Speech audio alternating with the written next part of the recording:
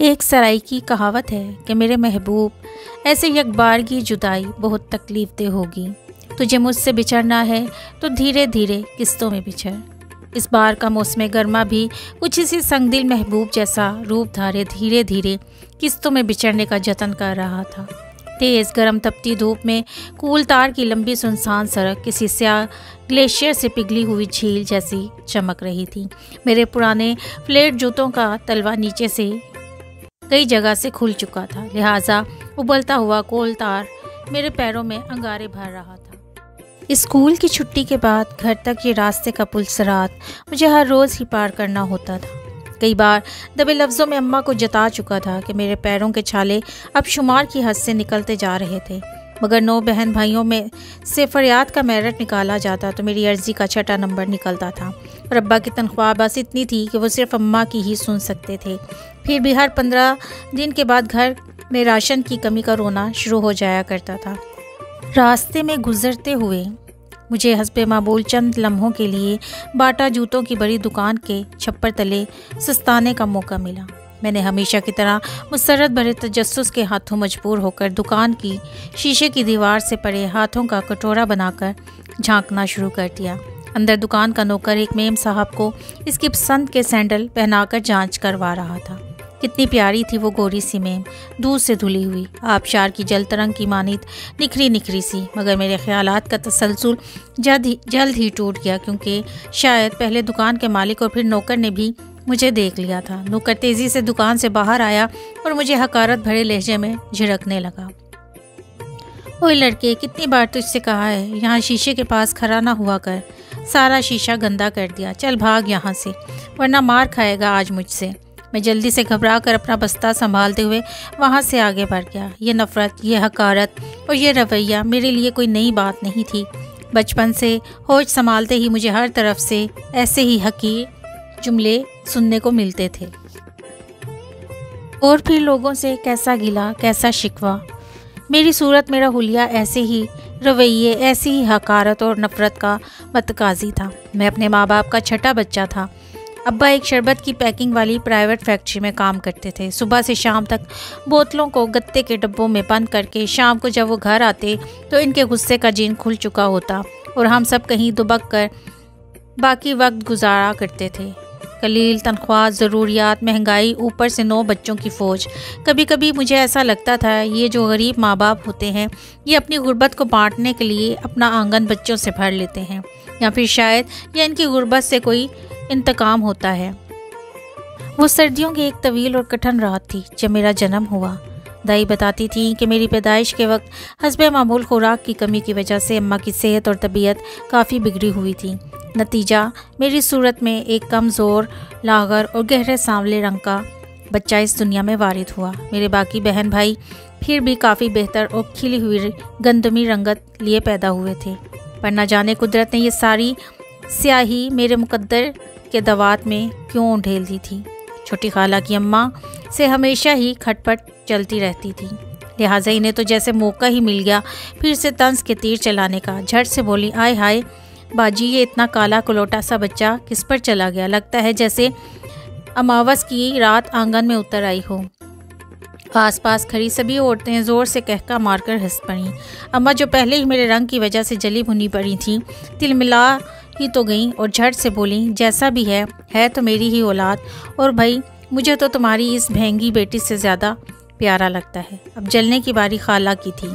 तरफ को बोली, हाँ, बड़ा कोकाफ का शहज़ादा जना है तुमने। अम्मा भला कहाँ पीछे रहने वाली थी। पलट कर तुर्की ब तुर्की हिसाब बराबर किया। हाँ, मेरे लिए तो कोकाफ का शहज़ादा ही है, और मैं इसका नाम भी शहज़ादों जैसा सोच रखा है, परीज़ाद। हाँ, यही नाम होगा मेरे बच्चे का, परीज़ाद। सभी औरतें ज़ेरे लब बड़बड़ाईं और किनखियों से एक दूसरे को इशारे करती और मानी खेज मुस्कुराहट लिए ये कहते बाहर निकल गईं, परी पेकर सुना था ये परीज़ाद भला क्या नाम हुआ। बस वही दिन था जब मेरी किस्मत में हमेशा के लिए लोगों की नज़र में तमस्खुर, तंज और हकारत लिख दिया गया। काश उस रोज़ अम्मा छोटी खाला के तंज के जवाब में खामोश रहती तो शायद मेरी ज़िंदगी इतनी तल्ख ना होती। मेरी काली घटाओं जैसी रंगत, लागर जिस्म और गैर दिलकश नैन नक्श वाली मस्कीन सी सूरत का तारुफ जब परिजात के नाम से करवाया जाता तो अगला सुनने वाला कहका मारने पर मजबूर हो जाता था। मुझे याद है जब मुझे पहली जमात में दाखिल करवाया गया तो उस्ताद ने सब बच्चों को फर्दन फर्दन खड़े करके इनके नाम पूछे थे। मेरी बारी आई तो मैंने खड़े होकर मासूमियत से अपना नाम बताया, परिजात। उस्ताद चंद लम्हे हैरत से मेरे पुराने लिबास और हुलिये को देखता रहा और फिर मुझे देखकर जोर से हंस पड़ा। वाह शहजादे, नाम तो बड़ा कमाल रखा है माँ बाप ने। उस्ताद की बात पर बाकी बच्चे भी ज़ोर से हंस पड़े। तब मुझे समझ नहीं आया था कि आखिर मेरे नाम में ऐसी क्या खामी है। जो भी सुनता है मजाक उड़ाता है, मगर फिर धीरे धीरे मुझे इस बात का एहसास होता गया कि मसला मेरे नाम का नहीं, मेरी सूरत का है। धीरे धीरे स्कूल में मेरा नाम बजाते खुद एक मजाक बनता चला गया और फिर स्कूल ही में क्या, गली मोहल्ले और बाज़ारों में जहाँ कहीं भी मेरे नाम की शोहरत पहुँचती, पहले तो लोग अचंभे का शिकार हो जाते और फिर मुझ पर नज़र पड़ते ही इनकी यह हैरत एक तंज़िया मुस्कुराहट में तब्दील हो जाती। मगर मैं इस वक्त एक नासमझ बच्चा और मासूम था। मैं ये नहीं जानता था कि इस दोगली दुनिया में इंसान का मन चाहे जितना भी मैला हो, इसका तन ज़रूर उजला होना चाहिए। बंदे के दिल में चाहे कितना ही खोट हो, इसके चेहरे और सूरत में कोई खोट नहीं होना चाहिए, क्योंकि ये दुनिया ज़ाहिर परस्तों का डेरा है। रूह के उजलेपन और खूबसूरती को परखने वाली आंखें इन बेबसीरत लोगों के पास कहाँ। मेरी बदनसीबी की दास्तान यही ख़त्म नहीं होती थी। कुदरत के मजाक मेरे साथ संगीन तर तब होने लगे जब शायद 2.5 या 3 साल की उम्र में मेरे मन में छुपी खूबसूरती की चाह को आसपास के लोगों ने महसूस करना शुरू कर दिया। अम्मा बताती थी कि भरी पूरी महफिल में जब कोई मुझे पुकारता तो मैं दरमियान में बैठी दर्जन भर औरतों को छोड़कर सिर्फ इसी की गोद में जा बैठता जो इस महफिल में सबसे उजले चेहरे वाली होती थी। खूबसूरती की ये चाह सिर्फ खूबसूरत चेहरों तक ही महदूद नहीं थी। मुझे कुदरत की बनाई हर खूबसूरत चीज़ से प्यार हो जाता था, फिर वो चाहे फूल हो, रंग हो, आसमान या बादल, कोई धुन, बारिश, बर्फ़ से सजा कोई नज़ारा। मुझे याद है मैं स्कूल के रास्ते में पड़ने वाली तस्वीरों की दुकान के बाहर घंटों खड़ा खूबसूरत नज़ारों वाली तस्वीर दूर से ही देख देख कर खुश होता रहता था। मगर मुझ जैसे गरीब ख़ानदान में पैदा होने वाले बच्चे के अंदर पलती ये हुस्न परस्ती मेरे लिए एक दोहरा अजाब बनती गई। दुनिया की हर खूबसूरत चीज़ पर शायद सिर्फ हसीन लोगों का ही हक होता है। बदसूरत लोगों के लिए माशरे में हर तरफ सिर्फ बदसूरती ही पनपती। सो मेरे आसपास भी हर लम्हा वही बदसूरती ही भटकती रहती थी। छोटा सा कच्चा घर, कच्चे सेटी गलियाँ, धूल उड़ाता मोहल्ला और सबसे भरकर मेरे लिए लोगों की करख्त और बदसूरत सोच और नज़र। इस पर एक तरफा सितम यह भी हुआ कि 5वीं जमात में जिस दिन स्कूल में चीचक से बचाव के टीके लगाने वाली सरकारी टीम आई थी, इस रोज़ में जाने किस वजह से स्कूल नहीं जा पाया। इन दिनों मुल्क में चीचक पूरी तरह फैल रही थी और ठीक 1 माह बाद मेरे चेहरे पर अजीब सुर्ख दाने उभरते देखकर अम्मा ने चिल्लाकर अब्बा से कहा, परिजात के बाबा, ये लड़के का चेहरा तो देखो, ये कैसे दाने हैं। अब्बा भागम भाग मुझे लिए सरकारी अस्पताल टीका लगवाने पहुंच तो गए, मगर तब तक बीमारी अपना काम कर चुकी थी और चंद हफ्तों बाद ही जब मेरे चेहरे से ज़ख्मों का थ्रेंड उतरा तो सारी उम्र के लिए मेरे चेहरे पर चीचक के बदनुमा दागों की निशानी छोड़ चुका था। मगर मेरे दिल पर इन दागों से कहीं ज़्यादा गहरे दाग और ज़ख्म इन लोगों की बातों से लगने लगाए जो बज़ाहिर मेरी तीमारदारी और अम्मा से हमदर्दी जताने के लिए आते थे, मगर हंसी और मजाक की तह में छुपे तंज के ऐसे नश्तर और तीर चलाते थे कि इस छोटी उम्र में मेरा दिल छलनी हो जाता था। कौन कहता है कि इंसान ने इस जदीद दौर में मिसाइल, बम और ड्रोन ईजाद करके तबाही फैलाई है। जितना गहरा घाव इंसान की ज़ुबान किसी इंसान के दिल में कर सकती है, इसकी काट और ज़ख्म का मुकाबला ये नए दौर के हथियार क्या कर पाएंगे। कभी कभी मैं सोचता था कि एटम बम बनाने वाले साइंसदान को शायद ज़ुबान के जहर का ठीक तरह से अदराक नहीं था, वरना इसे दुनिया बर्बाद करने के लिए इतनी मेहनत ना करना पड़ती। शायद मेरे माँ बाप का इस मामले में इतना कसूर ना था। जब किसी गरीब घराने में यक के बाद दीगरे ऊपर नीचे 9 बच्चे पैदा हो जाएं तो फिर इन बच्चों में से किसी एक बच्चे की हसासियत का भला किसे ख्याल रहता है। ये मेरी अपनी बदकिस्मती थी कि मैं ऐसी सूरत के बावजूद अंदर से बेहद हसास वाक़या हुआ था। बस सूरत अगर हसास भी हो तो इसे सोने पर सुहागा ही कहा जाएगा। काश इंसान इस दुनिया में गरीब ही पैदा होता या सिर्फ नाजुक दिल। मुझ जैसे लाखों करोड़ों बच्चे इस मुल्क की इन्हीं गली कूचों में धूल चाटते हुए रुल खुल कर बड़े हो ही जाते होंगे, मगर मेरी हसासियत ने मेरी ज़िंदगी का खारजार मेरे लिए तवील तर कर डाला।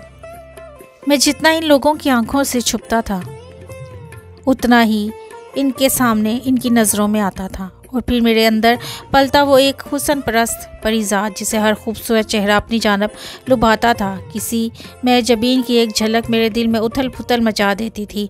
धड़कन इतनी तेज़ हो जाती थी कि लगता था कि अभी दिल सीने का पिंजरा तोड़कर बाहर निकल आएगा, मगर इस आफत रोग से इस वक्त तक ना आशना रहा जब तक मैंने लड़कपन में कदम नहीं रखा था। बचपन तो यूं ही मट्टी के सहन में मट्टी होते गुजरता गया।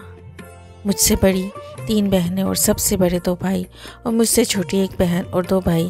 सभी की ज़िंदगी मज़े में गुजर रही थी, क्योंकि इन्हें ना तो अपनी ज़िंदगी से कोई तवक्का थी, ना ही जीवन का बर्ताव इनसे कुछ अलग था।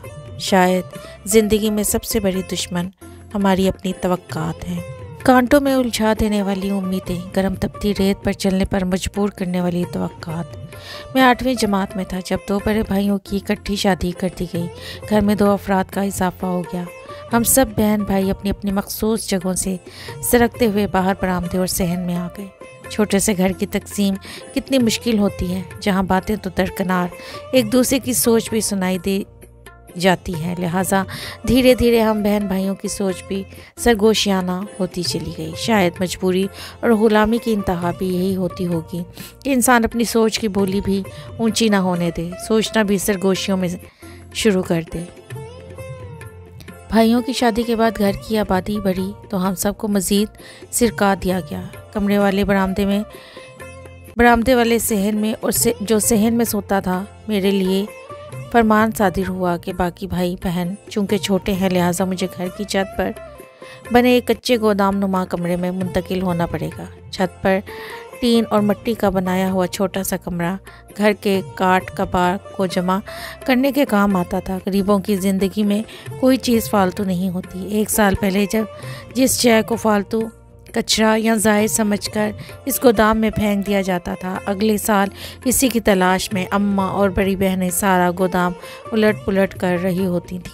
मेरे लिए भी यही हुक्म था कि गोदाम की तमाम कीमती अशिया एक तरफ सिलीके से लगाकर अपनी पुरानी चारपाई इस गोदाम में डाल दूँ। आते वक्त मैं अपनी कोर्स की किताबें भी वहीं उठा लाया। अब स्कूल से वापसी पर खाना खाने के बाद मैं चुपचाप अपने बने टीन की छत वाले कमरे में चला आता। शुरू में तो मुझे इस तन्हाई में सुकून का एहसास होने लगा। तन्हाई मेरे वजूद में सरायत करने लगी और मेरी इस तन्हाई से दोस्ती हो गई। तन्हाई में हम खुद अपने साथ होते हैं, और मुझ जैसा लड़का जिसे किसी दोस्त या साथी का साथ मुयस्सर ना हो, इसके लिए अपना ये साथ कितना गनीमत था, मैं यही जानता था। आहिस्ता आहिस्ता मेरी ये तन्हाई मुझसे बातें करने लगी। मुझे औरों की तरह बदसूरत, लागर और कमतर नहीं समझती थी, बल्कि मैं इसके लिए हकीकत में एक बड़ी ज़ात था। वो मेरे साथ मुख्तलिफ दिलचस्प खेल खेला करती। मेरी तन्हाई कभी मुझे स्कूल का सबसे लायक होनहार तालिब इल्म बना देती, जो सारे ज़िला में अव्वल पोजीशन लेने के बाद खचाखच भरे हुए हाल में हेड मास्टर से ट्रॉफी वसूल कर रहा है।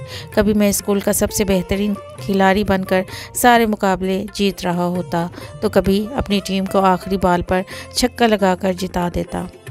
सारा स्कूल दीवानावार तालियां बजाता और मैं सारे ज़िला के स्कूलों में से तकरीरी मुकाबले में अव्वल आकर अपने हम जमायतों के कंधों पर सवार वापस अपने स्कूल पहुंच जाता। गर्ज मेरी तन्हाई ने मेरा हर वो ख्वाब सच कर दिखाया जिसका मैं आम जिंदगी में कभी तसव्वुर भी नहीं कर सकता था। क्लास में एक दरमियाने दर्जे का शर्मीला तालिब इल्म था, जिसने गैर निसाबी सरगर्मियाँ तो दूर, कभी निसाब में भी कोई गैर मामूली कारकर्दगी नहीं दिखाई थी। अगर गलती से उस्ताद कभी सवाल पूछ भी लेता तो मेरी टांगें कांपने लगती, सांस फूल जाती। अगर कभी खुशकिस्मती से मुझे इस सवाल का जवाब आता भी हो, तब भी मेरे मुंह से कुछ और ही निकलता। इसलिए मुझसे किसी भी उस्ताद ने कोई तवक्का रखना ही छोड़ दी थी। मुझसे बड़े भाइयों ने जैसे तैसे 10वीं का इम्तहान पास करके क्लर्की की नौकरी शुरू कर दी थी। अब वो इस दुनिया में मगन थे। इन्हीं दिनों जब मैं 10वीं जमात में था, मेरी बड़ी बहन की बात कहीं तय हो गई और इसके ससुराल वालों की ज़िद के आगे हार कर अब्बा को रुखसती की हामी भरते बनी। हमारी परसों की लगी बंदी ज़िंदगी की रूटीन में एक ज़रा सी हलचल पैदा हुई और माँ ने आसपास के पड़ोसनों, लड़कियों, बालियों को ढोलकी के लिए हफ्ता भर के पहले ही रोज़ाना शाम को घर आने की दावत दे दी। ऐसे मौक़ों पर मैं ज़्यादातर छत पर अपने डरबानुमा कमरे में ही कैद रहता था। हालांकि मेरा दिल बहुत चाहता था कि मैं सहन में झांक कर मोहल्ले की लड़कियों को शोरगुल और हंगामा करते देखूं।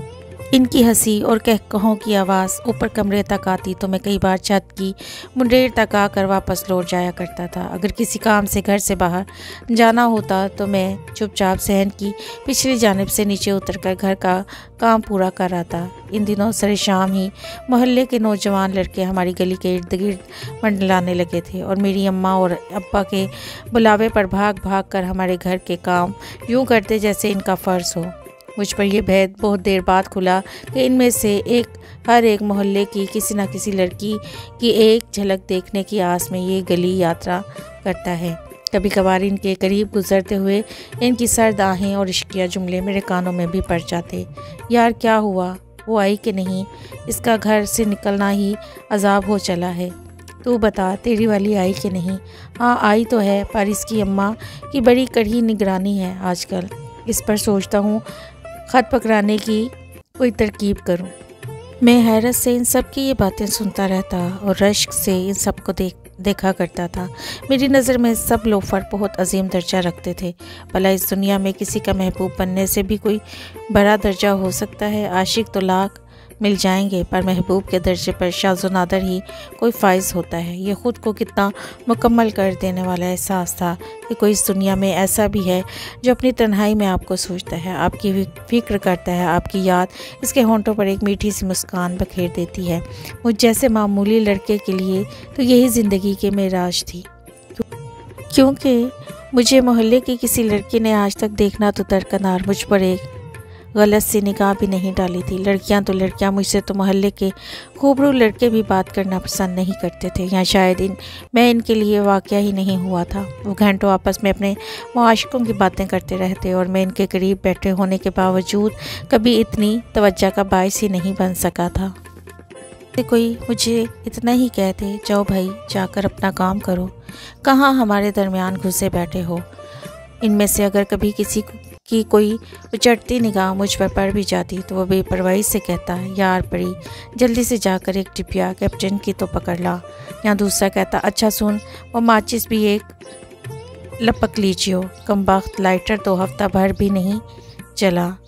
हम सब उम्र के इस दौर में थे जहाँ घर वालों से छुप कर सिगरेट पीना एक कारनामा समझा जाता था और इनकी नज़र में मेरी वक़्त बस इतनी ही थी कि मैं इनकी ये हल्की फुल्की खिदमत करता रहूं, या फिर यूं कह लें कि मैं इनकी नज़र में कतई बेज़रर था। आशिक को ख़तरा सिर्फ़ अपने रकीब से होता है और मेरी इतनी औकात ही नहीं थी कि मैं किसी अदना दर्जे के रकीब के ओहदे पर ही फाइज हो सकूं। इन दिनों मोहल्ले में नाहीद का बड़ा चर्चा था। मोहल्ले की सभी लड़कों की नींदें हराम कर रखी थी इस परी चेहरा ने, और हमारी गली में जमा होने वाली इस भीड़ की बुनियादी वजह भी नाहीद ही थी, क्योंकि वो रोज़ाना अपनी माँ के साथ मगरिब के बाद हमारे घर की तकरीब में शामिल होने आती थी। हमेशा नज़रें झुकाए और सर पर ओढ़नी ओढ़े नाहिद को मैंने एक आध बार गली में आते जाते देखा था। सफ़ेद लिबास में वो कितनी पाकीज़ा और कितनी मासूम दिखाई देती थी। शादी का दिन करीब था और घर में हंगामा भी अपने अरूज पर पहुंच चुका था। जब ऐसी ही एक शाम मैं घर के सहन से गुजर कर किसी काम से बाहर जाने के लिए निकला तो सहन में बैठी किसी लड़की की आवाज़ सुनाई दी। ज़रा सुनिए। मैंने पलट कर देखा और मेरी सांस थम गई। मुझे पुकारने वाली कोई और नहीं, नाहीद ही थी।